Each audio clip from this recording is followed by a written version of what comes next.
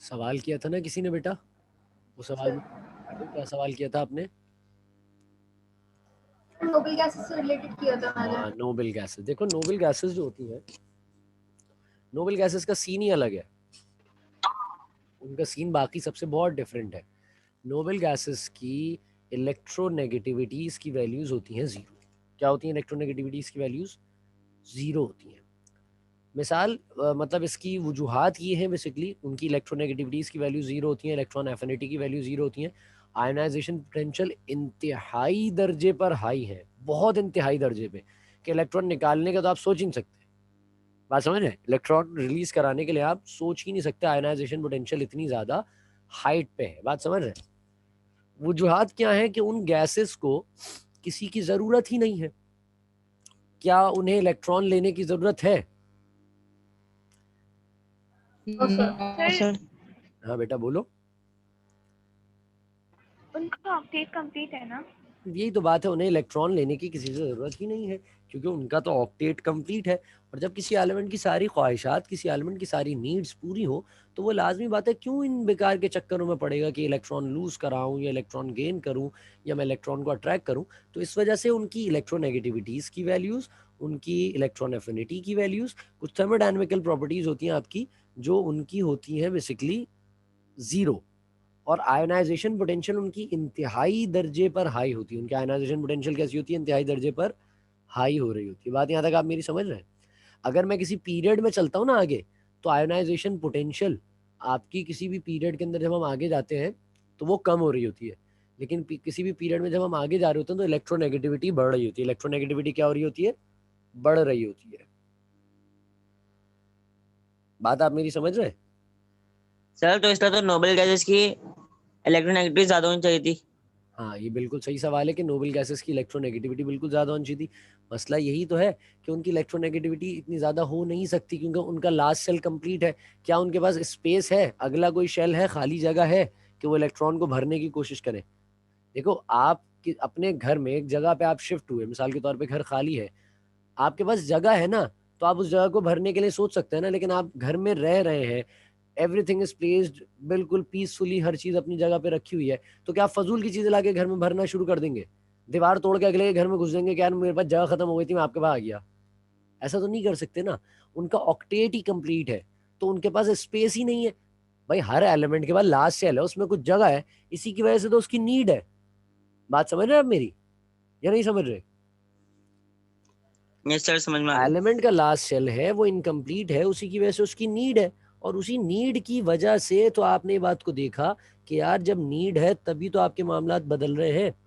आपकी नीड है तो आप एक इलेक्ट्रॉन भी मांग रहे हैं, आप दो इलेक्ट्रॉन भी मांग रहे हैं, आप तीन इलेक्ट्रॉन भी मांग रहे हैं, लेकिन अब आपके ऑक्टेट में जगह ही नहीं है। आपका जो लास्ट शेल है, आपका ऑर्बिट जो है वो कंप्लीट है, तो आपको अगले से इलेक्ट्रॉन लेने की, अगले को इलेक्ट्रॉन देने की कोई नौबत ही नहीं है, जरूरत ही नहीं है। बात समझ में आती है? जी सर। चलो आगे बढ़ते हैं। हम लोग हम बात कर रहे थे किस पे? आयोनाइजेशन पोटेंशियल पर हमें बात करनी है। आयोनाइजेशन पोटेंशियल का एटॉमिक साइजेस से क्या ताल्लुक होता है, कोई बताएगा मुझे? किस तरह का हमने लास्ट चैप्टर में भी पढ़ा था कुछ?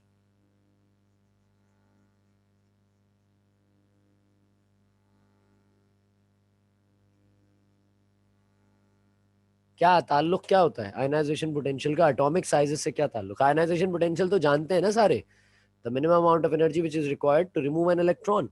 किसी भी एटम में से इलेक्ट्रॉन को निकालने के लिए जो एनर्जी दरकार है वो कहलाती है ionisation potential. Sir directly proportional.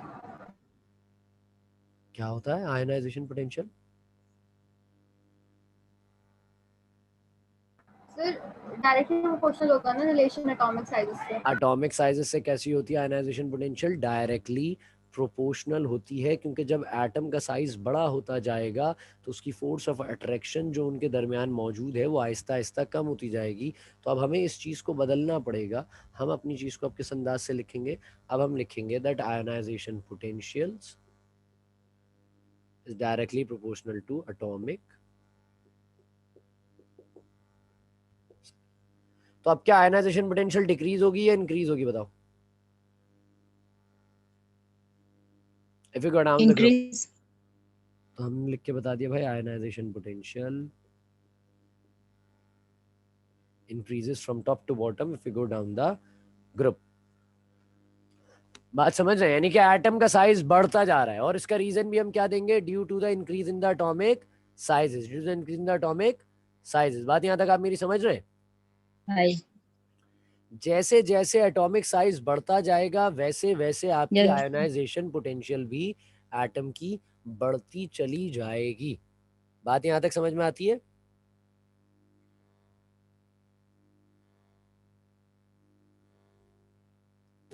Sir atom Yes, का साइज बढ़ेगा तो आयनाइजेशन पोटेंशियल यार, कम नहीं होगी? मैं बिल्कुल, मेरे एकदम से जहन में आई बात, हम एक जुमला कह रहे थे, एटम का साइज बढ़ेगा तो मैं जिस कॉन्टेक्स्ट में लेके जा रहा था मेरे साथ साथ पूरी हम उस कॉन्टेक्स्ट में चली गई। देखो, आयनाइजेशन पोटेंशियल एक वैल्यू है, मैं असल में एबिलिटी पे चला गया था, माजरत, बिल्कुल माजरत है मेरा बेटा, मैं एबिलिटी पे चला गया था। दो चीजें हैं असल में, हम इसमें यही इसी चीज में फंसते हैं सबसे ज्यादा, जो खतरनाक मामला होते हैं। एक होती है एबिलिटी यानी कि एक कुवत, और एक होती है वैल्यू, जो एक हमारे पास कैलकुलेटेड वैल्यू निकल के आती है। हमारे पास सिचुएशन ये है कि आयोनाइजेशन पोटेंशियल की मैं बात कर रहा हूँ, माजरत बिल्कुल, मैं एक गलत कॉन्टेक्स्ट में निकल गया, हमने उस पर बात गलत कर दी। मैं नीचे बैठ के यही जुमला सोच रहा था कि आयोनाइजेशन पोटेंशियल इंक्रीजेस। देखो कहानी क्या है, एक आयोनाइजेशन पोटेंशियल है, एक एबिलिटी है, एक वैल्यू है, रिक्वायर्ड अमाउंट है। तो हम देख रहे हैं कि सबसे बड़ा एटम नीचे वाला, उसमें से बहुत आसानी से निकल जाएगी, यानी कि उसके आयोनाइजेशन पोटेंशियल की वैल्यू कैसी होगी, बहुत कम होगी। उसके आयोनाइजेशन पोटेंशियल की वैल्यू कैसी होगी, बहुत कम होगी। वैल्यू बेसिकली डिक्रीज हो रही है, जो एबिलिटी है वो इंक्रीज होती जा रही है। यानी कि पहला एटम है, उसका साइज छोटा है, उसमें से इलेक्ट्रॉन निकालना जरा मुश्किल है, तो ज्यादा एनर्जी दरकार है। दूसरा आया, उसका इलेक्ट्रॉन का साइज, एटम का साइज थोड़ा बड़ा है, तो उसमें से थोड़ी कम एनर्जी लगानी पड़ेगी, उसके बाद थोड़ी और कम एनर्जी, इस तरह से करते करते एनर्जी बेसिकली जो है वो आयनाइजेशन पोटेंशियल जो वैल्यू फॉर्म है वो डिक्रीज होगी। वो क्या होगी आपकी, डिक्रीज होगी। लेकिन जो एबिलिटी है, इलेक्ट्रॉन डोनेटिंग एबिलिटी, वो बहुत आसान होती जाएगी, इजी होती जाएगी। बात समझ रहे हैं आप मेरी? बहुत माजरत है, मैं उस वक्त पता नहीं किस कॉन्टेक्स्ट में निकल गया, गलत थोड़ा सा। बात समझ में आई मेरी, या मैं दोबारा एक्सप्लेन करूं इस चीज को? सर एक्सप्लेन करें। हाँ बिल्कुल मैं कर रहा हूँ, एक मिनट रुको। देखो मैंने क्या कहा, मैंने कहा कि आयोनाइजेशन पोटेंशियल है एक वैल्यू। ये तीन आइटम्स मैंने आपके सामने बनाए, इसका इलेक्ट्रॉन यहाँ है, न्यूक्लियस ये रहा, इसका इलेक्ट्रॉन यहाँ है, न्यूक्लियस ये रहा, इसका इलेक्ट्रॉन यहाँ है, न्यूक्लियस ये रहा।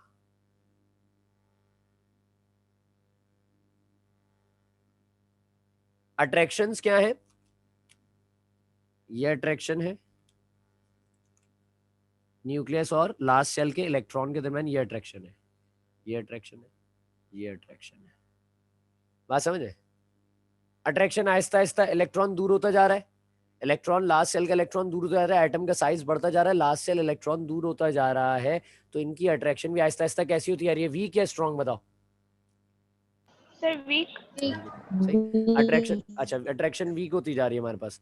यहाँ सबसे ज्यादा स्ट्रॉन्ग अट्रैक्शन है, तो यहाँ मुझे निकालने के लिए जो एनर्जी दरकार है, जो पोटेंशियल दरकार है, बेसिकली जो पोटेंशियल मुझे दरकार है, वो पोटेंशियल कैसी होगी, ज्यादा या कम? इस इलेक्ट्रॉन को निकालना है, ज्यादा। स्ट्रॉन्ग, ज्यादा, बड़ी वैल्यू होगी, ज्यादा रिक्वायर्ड फोर्स है, तो स्ट्रॉन्ग अट्रैक्शन चाहिए मुझे, यहाँ स्ट्रॉन्ग फोर्स है, स्ट्रॉन्ग पोटेंशियल चाहिए, यहाँ थोड़ी कम, यहाँ थोड़ी कम। तो आयनाइजेशन पोटेंशियल की वैल्यू जो है बेसिकली वो रफ्ता रफ्ता जैसे हम ग्रुप में नीचे उतर रहे हैं, तो वो वैल्यू कैसी होती जाएगी, डिक्रीज। कैसी होती जाएगी, वैल्यू जो है वो डिक्रीज होती जाएगी। तो फिनोमेना क्या बना कि ionisation potential is inversely proportional to the atomic sizes, और आईपी डिक्रीजेस। आईपी क्या होती जाएगी हमारे पास, decreases from top to bottom if we go down the group. मुझे एक मिनट दो, मैं बात शुरू कर रहा हूँ दोबारा से, एक मिनट दो।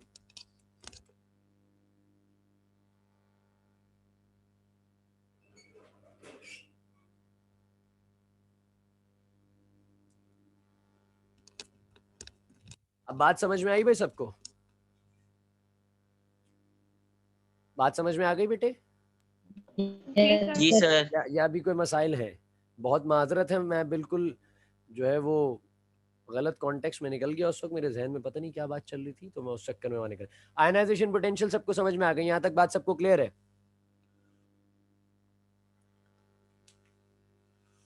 Yes sir.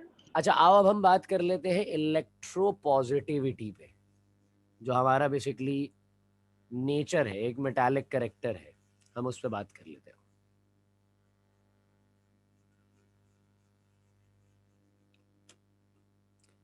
भाई अगर ionization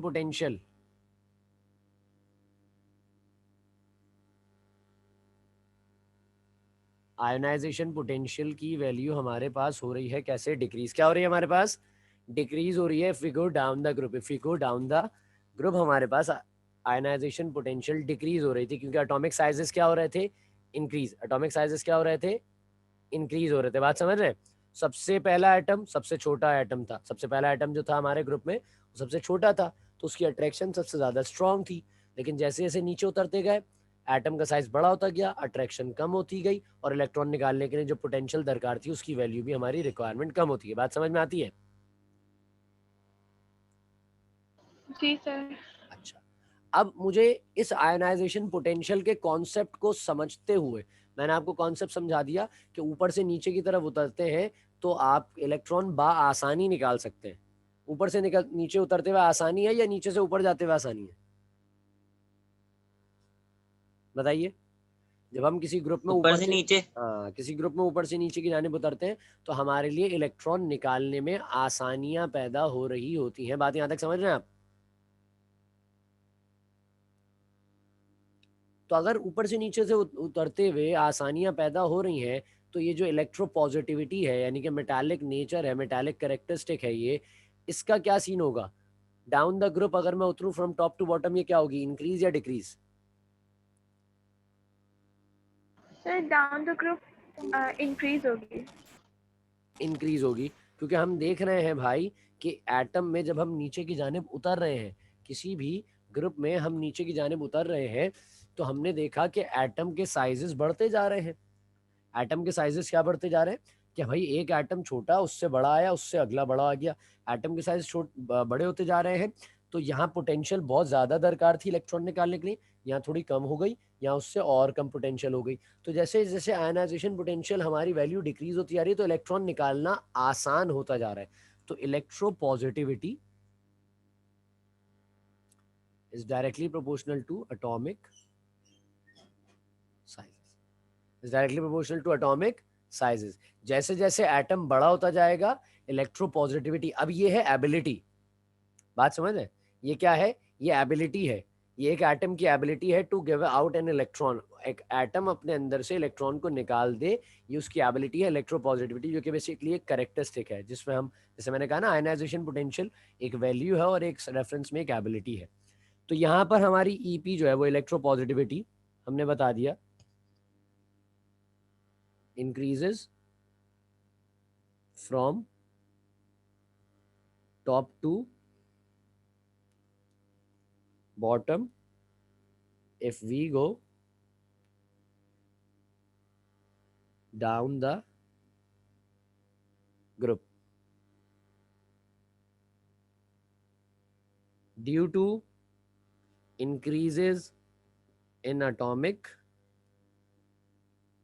sizes and increases ionization potential, decreasing ionization potential। हम देख रहे हैं कि यहाँ पर इलेक्ट्रोपॉजिटिविटी जो मेटालिक कैरेक्टर है, वो जैसे जैसे मैं ग्रुप में नीचे उतर रहा हूँ, वो मेटालिक कैरेक्टर वैसे वैसे बढ़ता जा रहा है। इसमें से इलेक्ट्रॉन निकालना बहुत मुश्किल होगा बनिस्बत इसके और बनिस्बत इसके, ये तो सबसे आसान होगा इन तीनों में। बात यहाँ तक समझ में आती है आपको?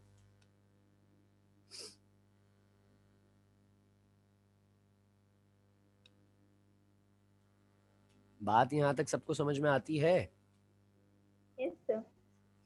वजूहात इसकी क्या है? वजूहात ये है that electropositivity is directly proportional to the atomic sizes. जितना बड़ा एटम, इलेक्ट्रॉन निकालने की सलाहियत उसकी उतनी ज्यादा हो जाती है। EP increases from top to bottom if we go down the group. किसी भी ग्रुप में नीचे की जानिब उतरेंगे तो इलेक्ट्रोपॉजिटिविटी की वैल्यू बढ़ती जाएगी due to the increase in the atomic sizes. क्योंकि क्या बढ़ रहा है, एटॉमिक साइजेस इनके क्या हो रहे हैं, इंक्रीज, और आयनाइजेशन पोटेंशियल क्या हो रही है, इनकी डिक्रीज हो रही है। बात यहाँ तक आप मेरी समझ रहे हैं? Yes sir. Yes sir. Ionisation potential इनकी हो रही है मेरा बेटा डिक्रीज, और इनके एटॉमिक साइजेस हो रहे हैं इंक्रीज। एटम बड़ा हुआ, आयनाइजेशन पोटेंशियल कम हुई, और जब आयनाइजेशन पोटेंशियल कम हुई तो लाजमी सी बात है इलेक्ट्रोपॉजिटिविटी आपकी इंक्रीज होना शुरू हो गई। वो आसानी से इलेक्ट्रॉन रिलीज कर देगा, आसानी से इलेक्ट्रॉन रिलीज कर देगा तो मेटालिक कैरेक्टरिस्टिक बहुत इजीली अटेन कर लेगा। बात यहाँ तक आप मेरी समझते हैं? सवाल ये होता है, किसी का कोई सवाल है पहले ये बता दो, किसी का कोई सवाल है?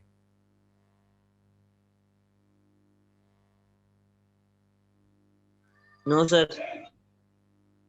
एक सवाल हो सकता है इसमें कि सर ग्रुप नंबर 8 जो है, ग्रुप नंबर 8 जो है, उस ग्रुप नंबर 8 की अगर हम बात करते हैं,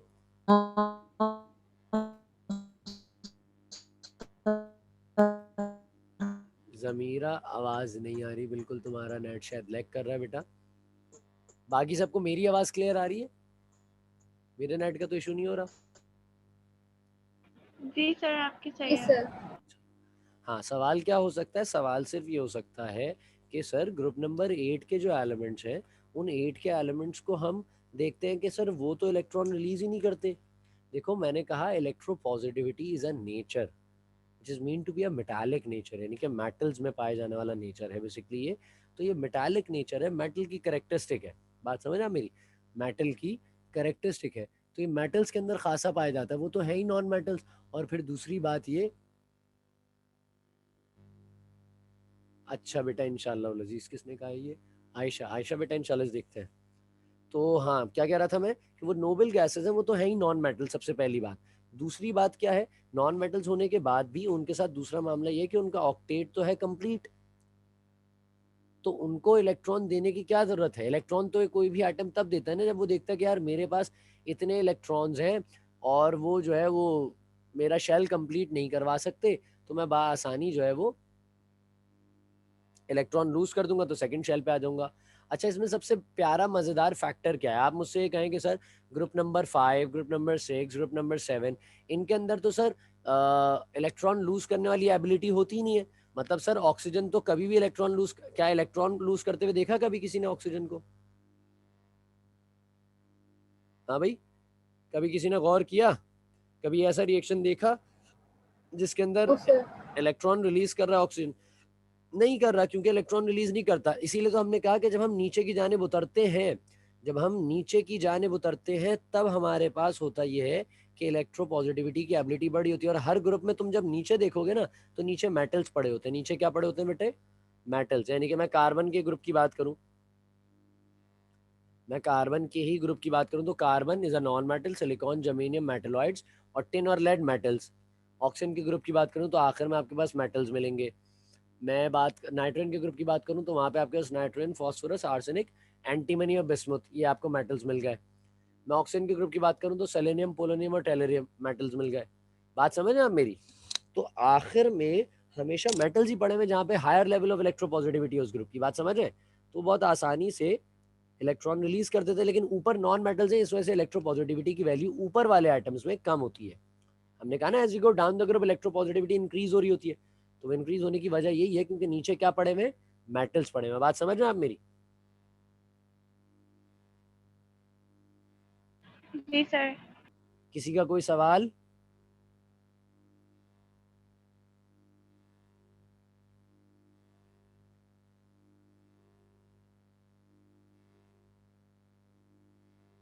कोई सवाल नहीं है किसी का? तो फिर हम लोग इंशाल्लाह से, आप लोगों की फिजिक्स की क्लास का मैसेज आ गया, मैंने अभी देखा।